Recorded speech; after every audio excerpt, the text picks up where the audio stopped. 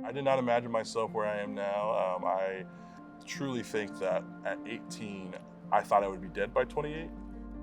I grew up in Anderson, Indiana. The town of Anderson went through an economic downfall around 2008, which caused a rise in unemployment. During that period, we bounced from house to house for a while, and then it turned into kind of we were just kind of fending for ourselves for a while. And I dropped out of school to try to find a job. I took a job at a gas station, and eventually started giving gas to my friends. I was arrested for the crime. I spent 24 hours in a holding cell, and I was bailed out. What I was doing in life wasn't exactly going to get me anywhere.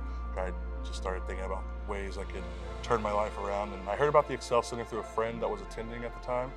The type of community I felt at the Excel Center was a very tight-knit, bonded people, people that had your best interest.